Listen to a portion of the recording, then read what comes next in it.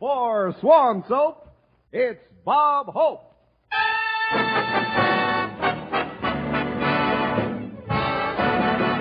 With Doris Day, Jack Kirkwood, Irene Ryan, yours truly, High Averback, Les Brown and his band of renown, and our special guest, Rhonda Fleming. And here he is, Rudolph, the swan-nosed reindeer, Bob Hope.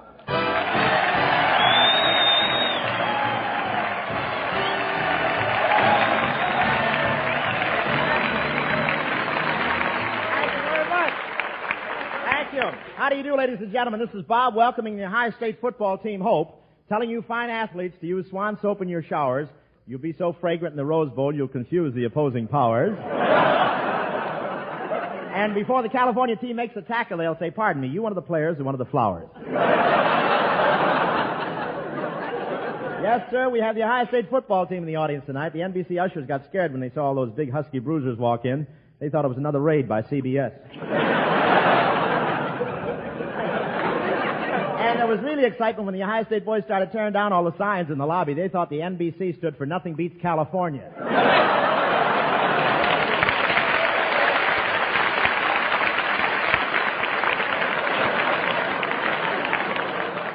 And are these boys rugged? I ate with them at the training table today, and they have a different way of passing things. You're now looking at the fool who asked for the gravy.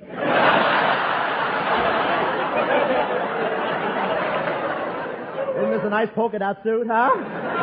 I played conference football, you know. Played conference, really I did. The coaches always held a big conference on how to keep me off the team. Really, I'd have been a great lineman except for the way I was built. When I crouched down, my weight was facing the wrong team.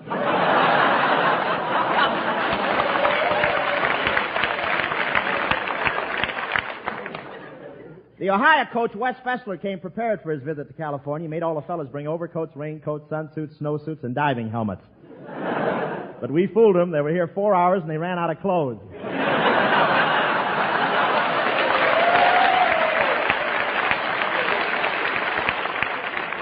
I won't say how much rain we've had over the weekend, but this year we're harvesting the oranges with nets. Things were really floating around here over the weekend. I drove to the Coliseum Sunday to see a football game. When I got there, I parked in my own garage.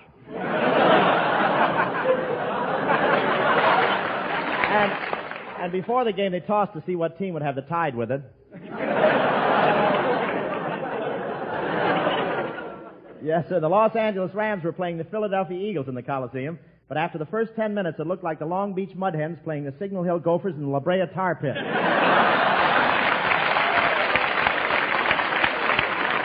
The whole thing looked like a taffy pull in a coal mine. I've never seen anything like it.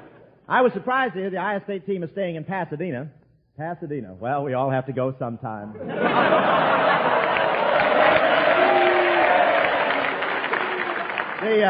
The coach wanted these boys to get lots of rest, and Pasadena doesn't allow any noise at all over there. They arrested a bellboy at one Pasadena hotel for disturbing the peace. He served an Alka-Seltzer without a silencer. And if you take an Alka-Seltzer in Pasadena, you have to go to Glendale to burp. What a ritzy town. They stop you at the city limits and make you exhale your smog. They're very snobbish in Pasadena. They believe if you don't live a good life, when you die, you go to Los Angeles. I'm talking pretty fresh about Pasadena for a guy who needs tickets to the Rose Bowl. Those tickets are harder to get right now than a bath in New York. It's pretty hard to convince Californians that there's a water shortage in New York, but there is. It's so dry there, I got a letter from New York yesterday, and the stamp was pinned on the envelope.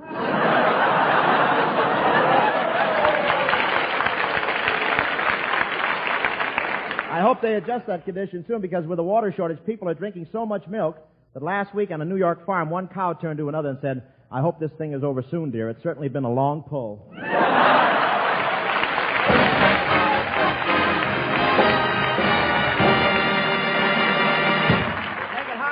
You know, ladies, taking a bath should be more than just a means of getting clean. A bath should be an invigorating experience that leaves you looking your best and feeling as good as you look. Well, that's the kind of bath you enjoy when you use Swan soap. For Swan's wonderful free sudsing action whips up an ocean of rich, creamy lather that caresses your skin, brings out your loveliest you, and leaves your face, hands, and body feeling relaxed and refreshed. It's Swan's mildness and purity that makes this white floating soap a natural choice for baby's bath, too. and for washing your most delicate fabrics. But there's nothing delicate about Swan Soap's free sudsing action in the dishpan. It makes short work of dirt and grime. Gets you out of the kitchen in half the time. No wonder this miracle soap is an all-American favorite for all washing chores. Try it yourself. Get Swan tomorrow. The all-purpose soap with that wonderful free sudsing action for face, hands, bath, and dishes. Ladies and gentlemen, one of the big thrills in making Paramount's new picture, The Great Lover, was the privilege of playing opposite one of the screen's newest and loveliest stars. And here she is, that gorgeous atomic redhead, Miss Rhonda Fleming.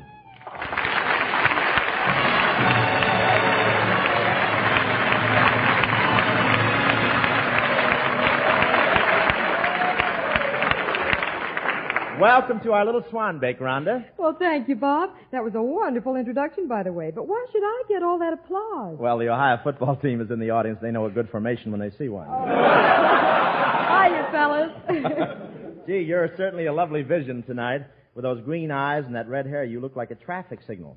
A traffic signal? Uh-huh. Well, it's lucky for me your age put you in the safety zone.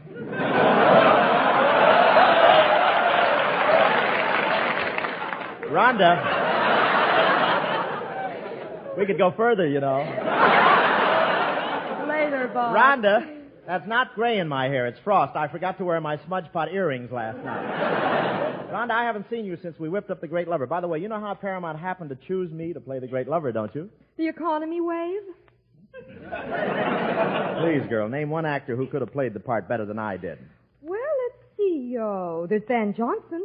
Van Johnson, you mean the pumped-up Mickey Rooney? Look, Rhonda, I don't want to disillusion you, but Van Johnson's a big fake. Even his freckles are phony. Oh, you mean those freckles aren't real? No, MGM sprays ketchup at him through a screen door. That takes care of him. Next. Well, then, what about a more mature actor like Charles Boyer? All women are crazy about him. His voice is so soft and muffled. Yeah, my voice would be soft and muffled, too, if I strained it through my eyelashes. Next. Oh, you can't discourage me, Bob. There's lots of actors who could have played The Great Lover.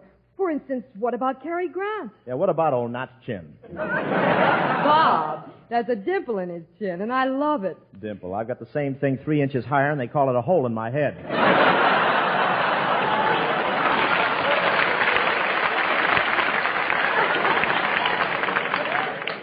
But honestly, Bob, making the picture was lots of fun. And I especially enjoyed the song number we did together. Yeah, hey, while you're here, why don't we knock out a quick chorus of Lucky Us with scenes to match? All right.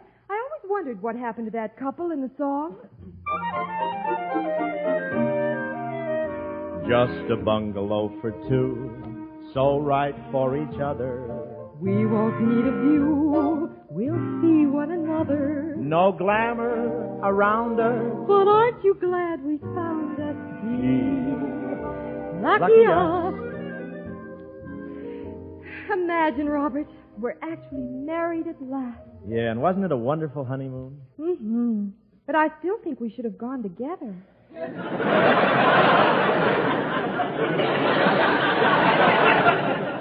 Well, this way it saved one bus fare, but I don't care. I don't care if we're broke. Whenever I feel real blue, I just sing a song. Just a bungalow for two, homes are right for each other. Hey, shut up in there! Oh, that nasty old man next door. He's always complaining. Don't pay any attention to him. Just remember that ooh is my itsy-bitsy little snug-a-muggums, and my snug-a-muggins is the prettiest girl in the block. Ah, you mustn't say pretty things like that, Poppy. You'll turn Snookums' head. Never mind Snuggum's head, you're turning my stomach.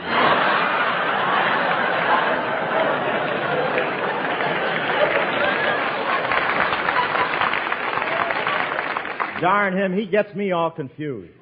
Robert, what are you doing? Well, I didn't want to show you till I finished.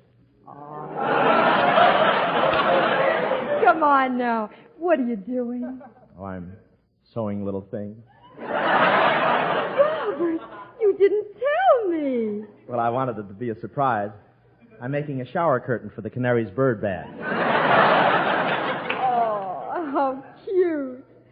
How about giving me a kiss? Okay, we'll handle this, kid. Don't worry. Okay. Here, now, you give it back. All right, there. Got it? Uh-huh.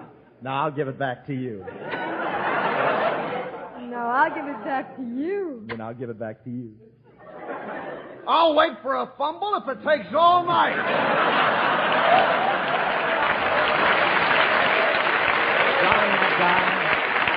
So we won't eat crepes, Suzette. They make you so weighty. We'll eat what Grandma ate. She lived way past 80. No pheasant in brandy. No pills we must keep handy. Gee, lucky us. Now let's look in on the same couple. They've been married now for 10 years. Boy, are you hopeless. Oh, shut up, fathead.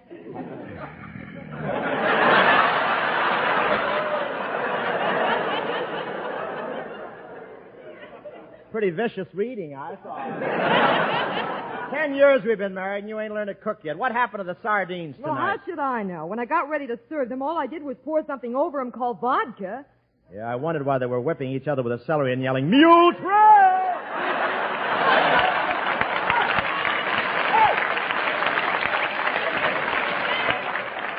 Oh, I don't know why I ever married you in the first place. Are you kidding? We've been married 10 years. You still don't know how to cook. What's wrong with my cooking? Well, you shouldn't be so careless with the ingredients. Yesterday I found a razor blade in the biscuits. Did you really? Yeah, now I'm worried. The Cocker Spaniel's missing.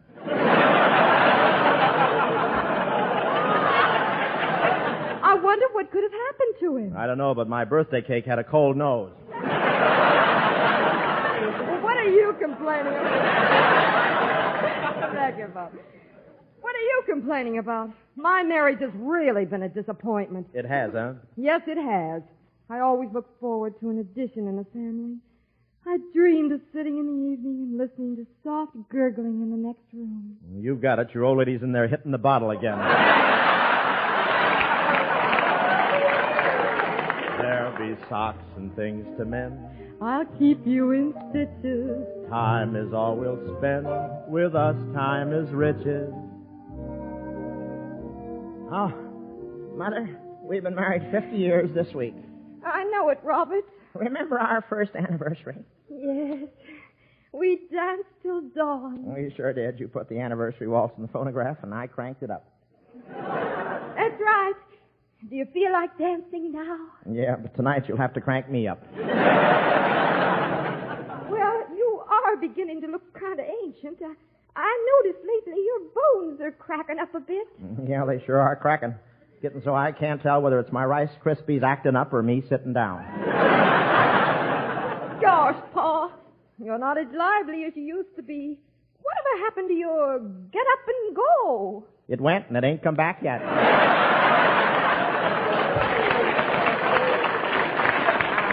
Don't bother me for a few minutes, Ma. I'm kind of busy here. I'm writing a letter, and if I get the right kind of an answer, they'll be calling me the great lover again. You mean you're asking Santa Claus for some celery tonic? No, I'm writing to Alvin Barkley for advice. So happy, so humble, so much in love to grumble. Gee, lucky I.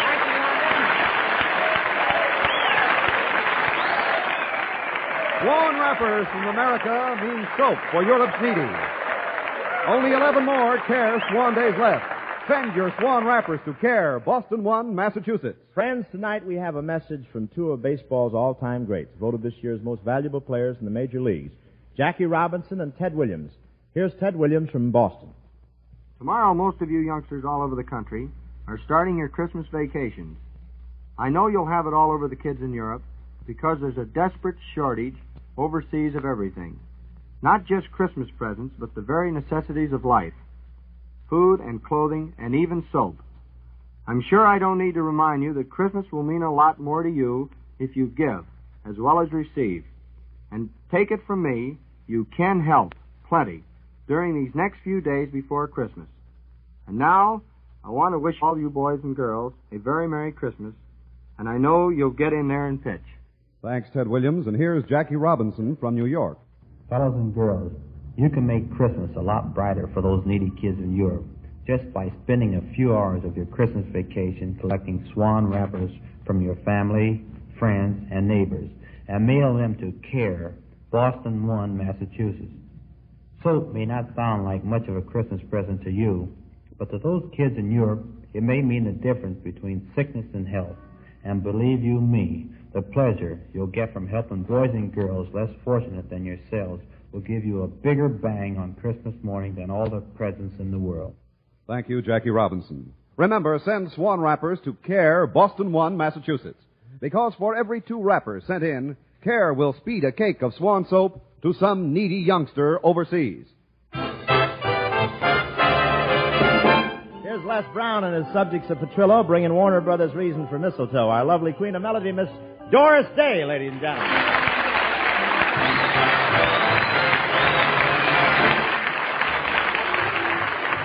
Here comes Santa Claus, right down Santa Claus Lane. Vixen, a Blitzen, and all his reindeer are pulling on the rein. Bells are ringing, children singing, all is merry and bright. Hang your stocking, say your prayers, 'cause Santa Claus comes tonight. Here comes Santa Claus, right down Santa Claus Lane. He's got a bag that is filled with toys for the boys and girls again. Hear those sleigh bells jingle, jangle, what a beautiful sight. Jump in bed, cover up your head, 'cause Santa Claus comes tonight.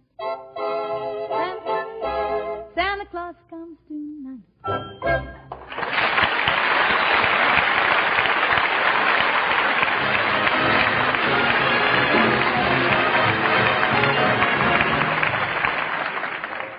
Ladies and gentlemen, there are only 4 more shopping days until Christmas. As usual, Bob Hope neglected to do all his Christmas shopping. So we find him now walking along Hollywood Boulevard, making his way through the crowds.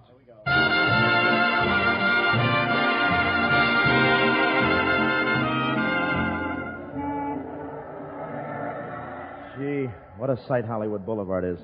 People milling around, sirens going, cops arresting pickpockets, streetcars bumping into automobiles bumping into pedestrians, and above it all, a loudspeaker playing a record of Some Enchanted Evening. Well, I'd better get over to the store and... Oh, hello, Bob. Oh, hi, Doris. What are you doing up on Hollywood Boulevard? Well, I just have one more present to buy, and it's pretty tough making a choice because this guy I have to buy it for has such perfect taste. He's so discriminating, such a man of the world. Well, who is this guy? Me? What would you suggest, Doris? How about a full-length mirror?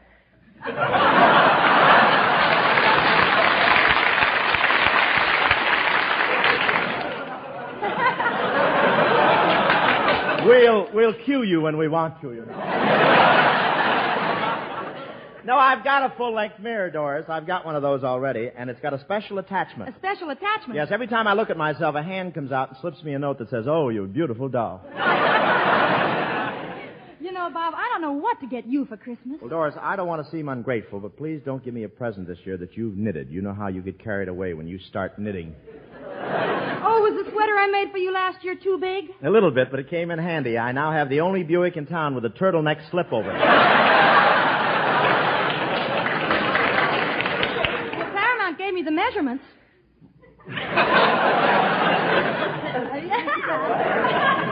Get the laugh in a straight line. Go ahead. It's all right. Don't let us go to your next line. It's all right. You know, Bob, I'll bet everybody has a gift problem. I wonder what all these people on Hollywood Boulevard are buying. Well, it ought to be easy enough to find out. I'll just ask a few of them.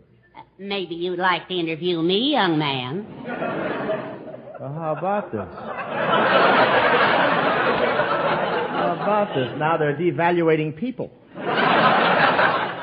Well, maybe you can help me, sir. I'm trying to find out what sort of gifts people are buying up here on Hollywood Boulevard. Well, I'm trying to buy something for my wife, Maggie, and she's such a problem. Well, why is that? She weighs 370 pounds and has 4 chins. Oh, our married life isn't very happy. Why not? I never see Maggie alone. Well, what are you going to buy your wife? Oh, dear, I just don't know what to get her. Last year, I bought her a bathing suit, but she didn't look very good in it.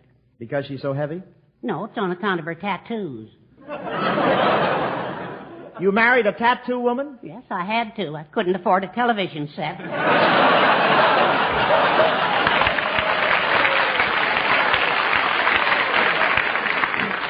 But we almost got a divorce. Why? I'd seen the picture before.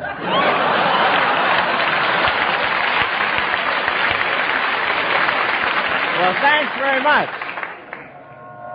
See, there's a lot of people up here on Hollywood Boulevard. I wonder who I ought to talk to next. Oh, here comes someone. It's a woman. I think it's a woman. Hello, Mr. Ho. I was wrong. It's Irene Ryan.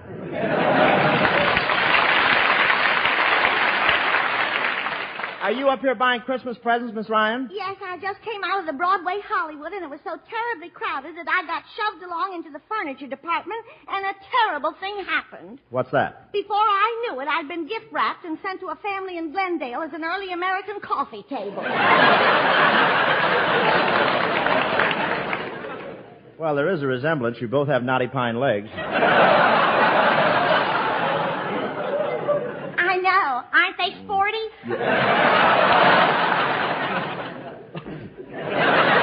Well, I guess you're happy that you've got all your Christmas shopping done, huh? Oh, no, I'm not happy at all. I just hate the idea of being away from my folks at Christmas. I'm especially homesick today because I just got a letter from my mother. From your mother? Yes. I've got the letter right here. She writes to me, Dear George. Dear George? Yes. I always wore my brother's hand-me-down clothes, and we never got around to telling Mother.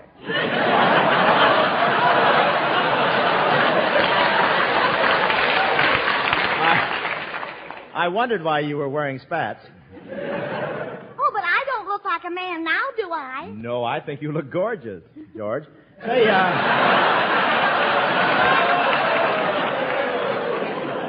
worked that out pretty well, you know. Go on with the letter, Miss Ryan. Oh, okay. The letter says, well, it's Christmas time again, and we certainly do miss you.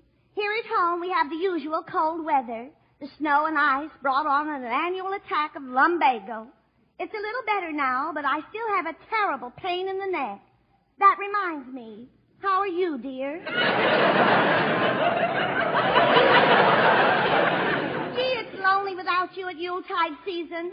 Last night, your father and I sat in the living room staring at your vacant chair. Then we got out the family album and looked at all the pictures of you. I think we were better off staring at the vacant chair. We would like to see you soon, dear. Your room is exactly the way you left it. We sure wish you'd come home and clean it up. Well, goodbye, Mr. Holt. Goodbye, Miss Ryan.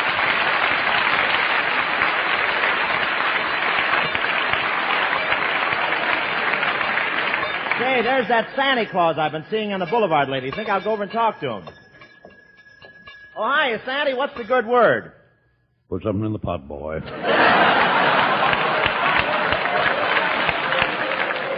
Well, how you feeling tonight, Santa? Oh, miserable, boy. Just miserable. I'm so miserable I could be the West Coast distributor for misery. I caught an awful cold last night. Merry Christmas, everybody. You have got a bad cold. I wouldn't have caught this cold if people would only learn. Learn what? To cover a man up after he's been thrown out of a saloon.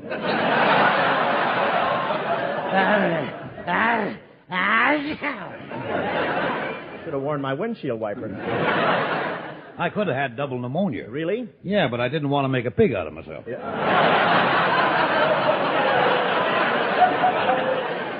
Come on, put something in the pot, boy. Well, what are you doing for your cold, Santa? I was going to buy some cough drops, but they cost a lot of money, and I was going to buy some bromoquinine, but I didn't want to spend the money for that either. You know, there's a lot of scotch in you. Well, don't stand so close to me. You won't notice it.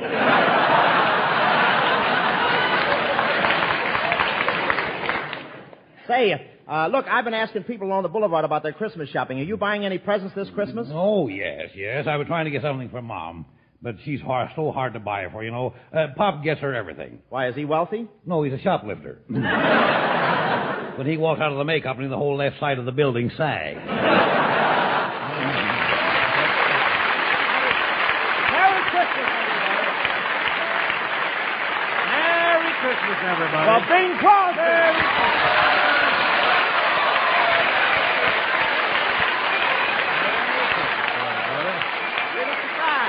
with that?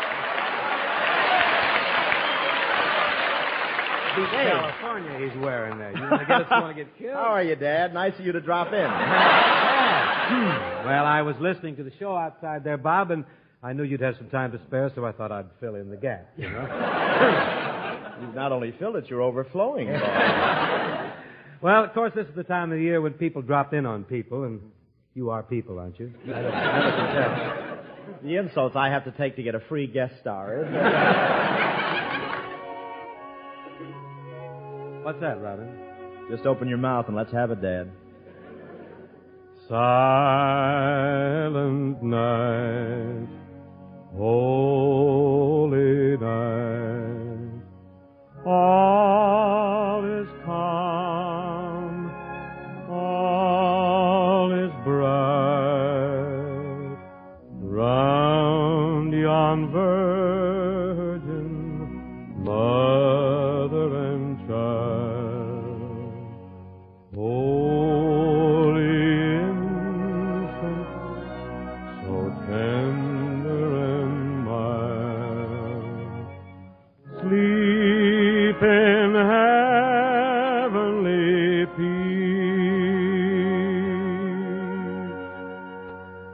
sleep in heavenly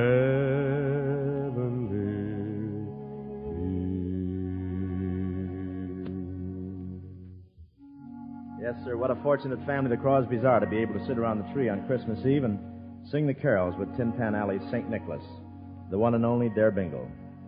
You know, every Christmas my kids, Linda and Tony and Nora and Kelly, throw it in my teeth. Daddy, why can't you sing like Mr. Crosby? That's very gracious of you, Robert, but when Gary, Dennis, Philip, and Lindsay gather to sing the carols, I want to tell you I'm just the fifth in the foursome. Besides, on Christmas Eve, the gang discussed matters of far greater importance than Daddy's music. And don't we all? You know, on Christmas Eve, our thoughts and our thanks go out to the mothers and dads of more than 300,000 young men who traded their lives for our freedom, and to the thousands of their buddies who'll be spending another Christmas in our veterans' hospitals. You mind if I throw in something personal here, Robert? This is the time for it, Harry. Well, Bob, when a Hope and a Crosby get together, things usually get a bit zany. But crowding Christmas as we are, I'd like to take my hair down. Up, no cracks here. And tell you very sincerely, Santa Claus couldn't bring me anything I value more dearly than a lifelong lease on the good fortune that has given me so many good friends. It's wonderful. Sign right here. I'll go for that. Merry Christmas, Bing. Merry Christmas, Bob. Merry Christmas, Merry Christmas, friends.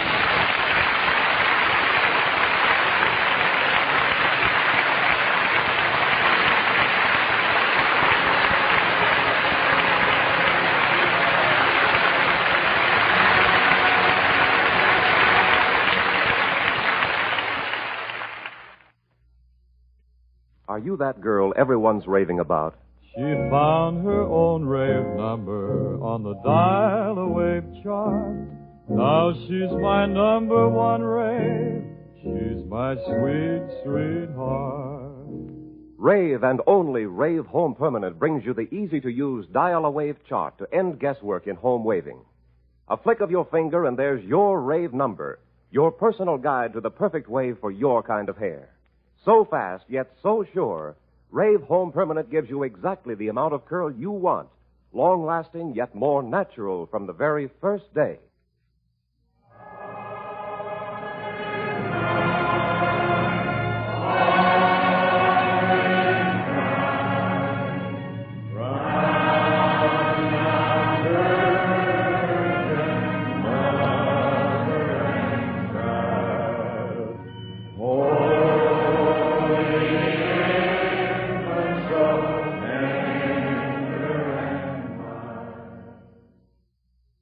Coming up, it's Fibber McGee and Molly on NBC.